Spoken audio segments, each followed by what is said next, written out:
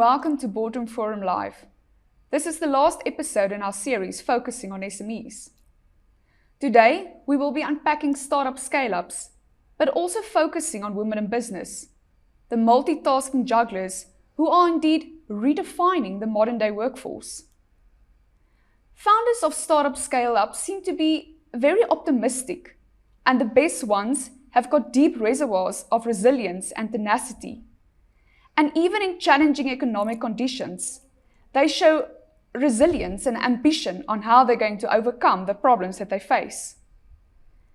I'm Bernice de Witt, Associate Director within PwC Private.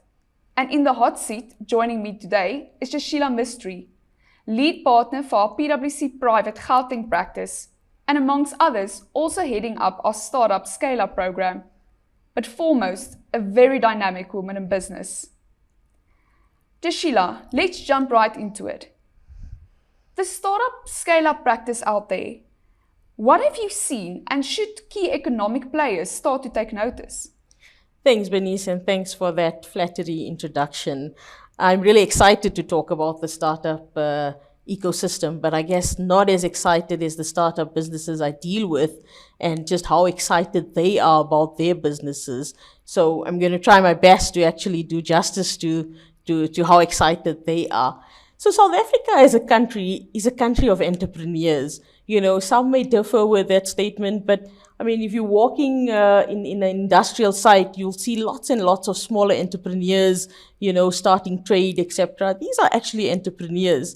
And, you know, this is both a source of potential for South Africa's economic development goals, but also for many, it's a source of frustration because there's so much of untapped potential in our country for entrepreneurs.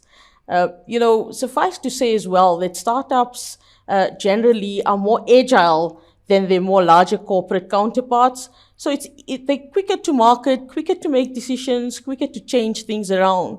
And above all, really applying innovation all the time to be able to survive in business. So the startup ecosystem in South Africa, definitely a growing one, and one that we all should take note of, and I think more so, one that we should all be supporting. Now, thanks, Jayshila. And also I think most definitely startup scale-ups create more jobs for the African and South African economy, because high rates of unemployment is definitely a huge issue for many governments. And it may be 2 or 20 jobs. They're really contemplating the way modern government is planning. Jayshila, having worked with a few of these enterprises, in what industry do you think lies the biggest opportunity? So, Bernice, I think when we talk about startups, you know, very often in our minds, we have this idea that it's only tech startups. Yes, tech startups are the greatest amount of innovative startups, and that is the area that we see more and more growth on. And that makes sense because, you know, it's usually young entrepreneurs that have a lot of these startups. So tech in itself, you need to look at it in a different context. So you find that in the developing world, a lot of the tech startups are focused more around productivity, efficiencies, whereas in the developing world, such as Africa, a lot of the tech startups concentrate on some of the more basic problems, you know, of the poor, like access to healthcare, getting finance for the unbanked, you know, those sort of things. So, you know, what's interesting is that if we look at the growth in funding for startups in the last while, in 2015, and we get this information through one of our colleagues, 22 on Sloan, one of their research reports. In 2015, there was about $50 million spent on startups. Fast forward to 2022, and there's something like 350 million rand invested in startups. So that should tell you, you know, the way startups are growing and the potential for growth for startups. So Jayshila, you touched base now on funding and the availability of capital.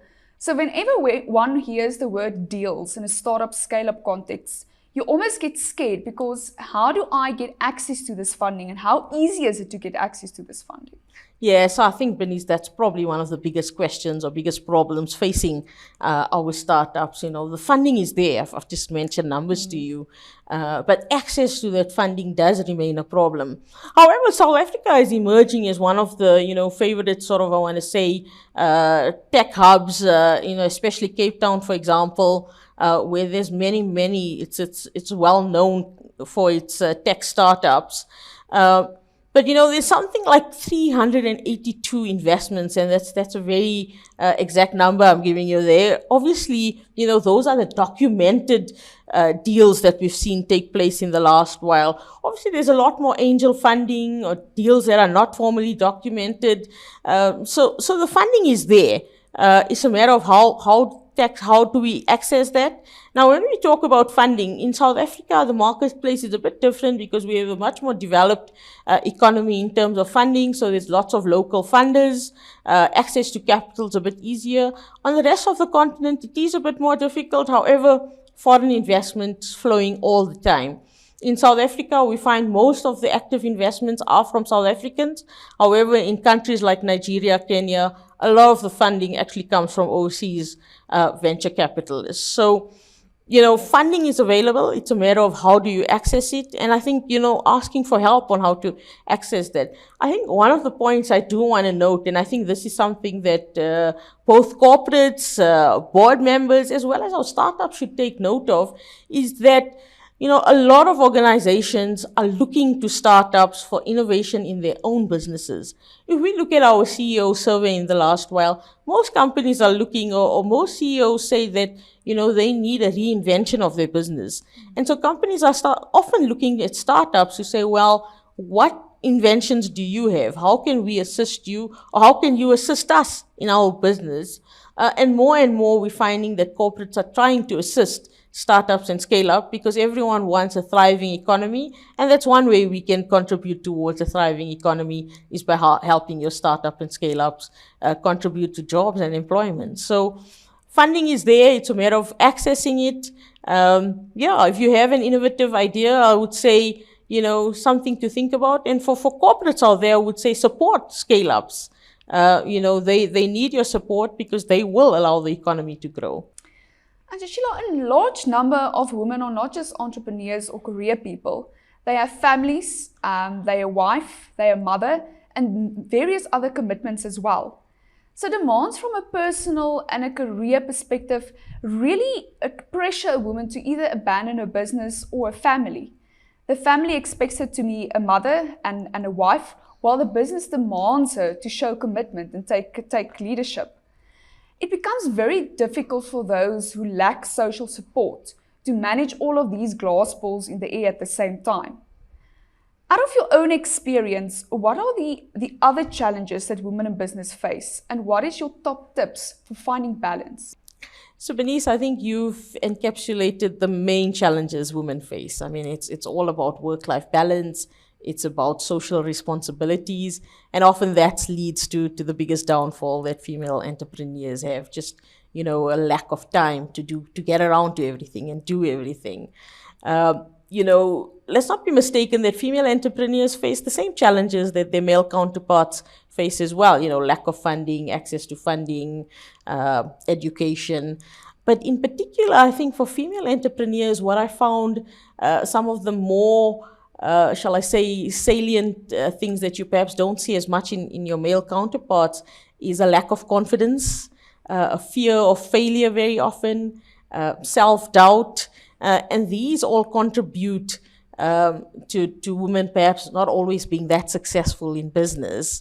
And of course, we all know that females can sometimes be emotional as well. So taking things personally, and I almost want to stop there and say, stop taking things personally in business. It's a business, But I think if I got to elaborate a little bit more around, and perhaps maybe before I continue, I've met many fiery businesswomen, so it's not a generalization, but we do find these things happen.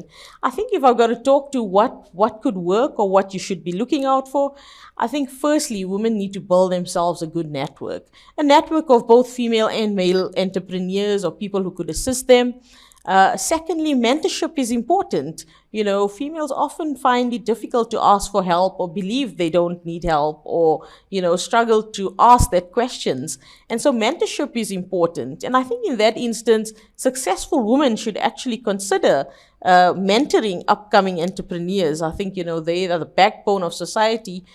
So perhaps that's one way to contribute to female entrepreneurs and society as well.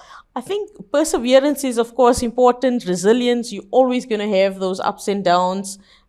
Stop doubting yourself. Just become resilient. I think one of the other things is education is important. And what I mean by that is not at all go and get yourself a formal education. It's ask those questions, read up on things that you think impacts your business, learn about some of the basics, because often we women have good ideas, but don't necessarily understand business as a whole. So there's lots of resources out there to learn from, lots of people who would assist you in smaller questions. And those are the building blocks to having a successful business.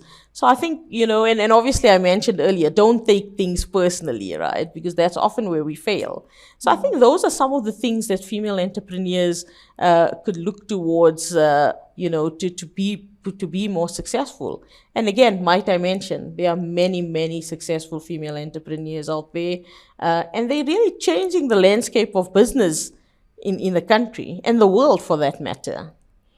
Well, thanks for that, Jayshila. I know we briefly touched on women compared to their male counterparts, but do you think in the modern business world, there is still this unconscious bias of the fact that females might be less successful than their male counterparts? So, Bernice, I want to say yes and no. Depends on the context. But, I think gender-based bias is there. Social barriers often exist as well for certain women in certain contexts. They're definitely there. I think, however, we also must not lose sight of the fact that women empowerment is real. People have seen the benefits of having women in business, of women entrepreneurs. And so there's much more support for women in these spaces. So as a female entrepreneur, I would say, right now is your best opportunity to move forward. The support is there. People are actually looking for females to succeed. And so give it your best shot. I think, the sky's your limit, really.